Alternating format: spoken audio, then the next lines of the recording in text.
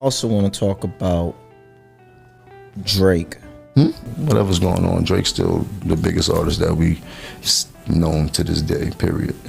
How many niggas This in the hood? is different though. How? How many niggas in the hood you know got lawsuit money? How's it different?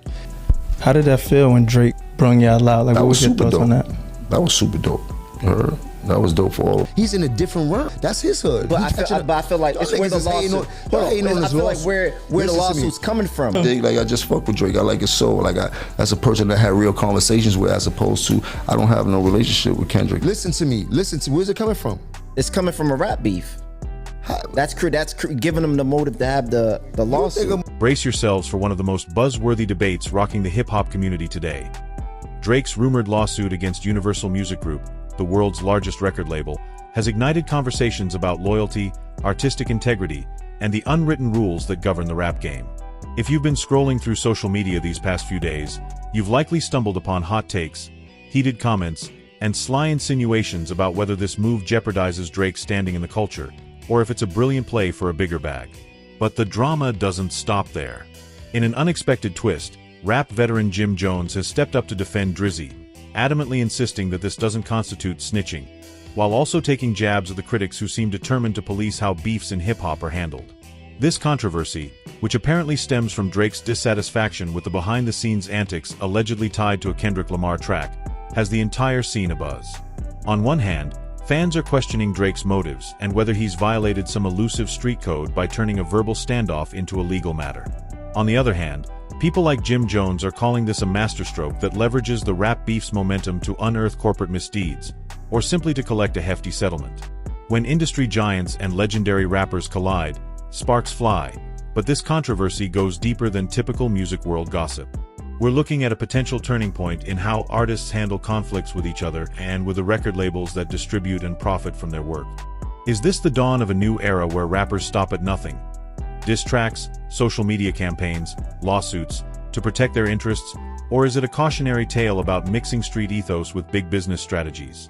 Today, we're diving deep into every layer of this story, from Drake's rumored lawsuit to Jim Jones's fiery commentary, the unwritten rap code that's stirring up condemnation, and the possibility of fallout for every party involved. Now, to get the full picture, we should rewind and examine the context of Drake's alleged legal move. Word on the street is that the lawsuit involves an accusation that Universal might have unfairly boosted one of Kendrick Lamar's tracks, something Drake apparently considers a violation of fair play during their heated rivalry. According to discussions swirling online, Drake believes promotional practices or manipulations by higher-ups at the label created an uneven playing field, thereby affecting the public perception of which MC emerged victorious in their lyrical showdown. If you're wondering why Drizzy would go after a label rather than the artist himself, Jim Jones has explained that it's all about following the money. In his eyes, there's no point going after an individual rapper when you can hold the corporate giant accountable and potentially walk away with a massive payout. During a lively sit-down on the BNF podcast, Jones launched into a passionate tirade, declaring that seeking legal recourse doesn't make Drake a snitch. It makes him a savvy businessman using real-life tension to his advantage. Still, critics view this tactic as an affront to the deeply ingrained tradition of settling scores on tracks, in freestyle battles, or through back-and-forth diss songs, methods that have historically defined how conflicts in rap get resolved. The notion that an MC would shift from the booth to the courtroom has left some fans and pundits questioning Drake's credibility.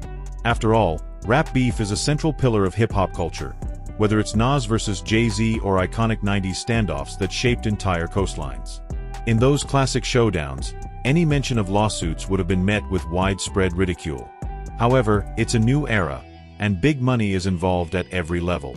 Today's rap stars aren't just musicians. They're moguls, dealing with multinational corporations and business decisions that transcend lyrical craftsmanship. That corporate dimension is precisely what makes the current situation more complex than your average rap tiff. It forces fans to question, where do we draw the line between street code ethics and real-world corporate strategy? Jim Jones has been relentless in making his case.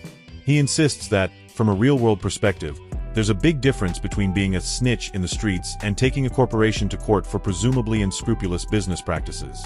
During the podcast discussion, the Harlem-bred MC compared Drake's alleged lawsuit to the many ways everyday people file lawsuits for personal injuries or even more trivial claims. If people in his neighborhood have made livelihoods off car accidents, workplace incidents, or slip-and-fall cases, Why is it so controversial for a global superstar to use a legal tool to correct, or capitalize on, an industry slight? In Jim's mind, complaining that Drake is tarnishing hip-hop's purity seems misguided, considering that the rap world has long been entangled with major labels that don't exactly prioritize artists' well-being above profits. Moreover, Jim suggests we should be celebrating if an artist manages to claim any slice of the pie from a conglomerate known for questionable contracts. But the pushback arises because the trigger for this entire scenario is, in many eyes, a classic rap beef. Traditionally, rap beef has always been handled through bars, social media drags, interviews, or the occasional behind-the-scenes confrontation. The idea of turning to a multi-billion-dollar lawsuit as an extension of that beef simply feels unprecedented, if not outright taboo. As a result, the conflation of a personal rap dispute with a business lawsuit is what's giving some fans and cultural commentators pause. They argue that this sets a disturbing precedent. If a lyrical exchange or a perceived slight in the music world can morph into a corporate litigation battle, the artistic essence of the game might get lost in the shuffle.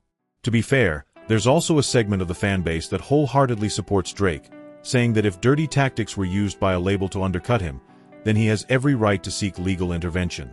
In an era where streaming numbers, radio spins, and chart positions can turn a single track into a multi-million-dollar enterprise, perhaps it's only logical to bring in the lawyers. But we can't ignore the inherent tension between maintaining hip-hop authenticity and engaging in multi-billion-dollar business maneuvers. This is where Jim Jones's commentary becomes particularly fascinating. He repeatedly highlights that Drake isn't aiming legal action directly at Kendrick Lamar or claiming defamation. Instead, he's allegedly calling out the label's practices.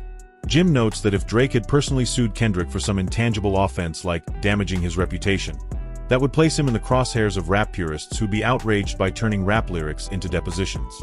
By targeting a huge corporation, one with a track record of questionable deals, Drizzy effectively shifts the conversation away from the typical rap code. It becomes a David versus Goliath story, albeit with a very wealthy David, who sees a chance to dethrone a monstrous conglomerate in court. From Jim's perspective, there's no reason not to chase the biggest fish if you believe you've got a legitimate claim. However, the moral implications loom. Some say Jim is just defending a friend and trying to remain on Drake's good side, hinting that there might be personal or professional advantages in publicly showing solidarity. Others suggest Jim's own history in hip-hop, where the streets and the industry frequently clash, makes him uniquely positioned to see Drake's move not as a betrayal but as a savvy pivot that could reshape how artists handle exploitation. If there's a bigger payoff in challenging corporate manipulation, maybe Drake's strategy could even benefit other artists down the line. For now, the rift hinges on whether this lawsuit represents a pivotal moment in hip-hop's evolution or a betrayal of the culture's handle-it-in-house ethos. No matter which side you land on, the conversation is redefining the unwritten rules for rap beef. It's a far cry from the days of quiet phone calls and backroom deals. Now, we're watching one of hip-hop's most successful stars potentially drag a major label into the legal arena. And if that alone isn't enough to keep your eyes glued to the next development, the specter of Jim Jones doubling down on his defense of Drake might just seal the deal.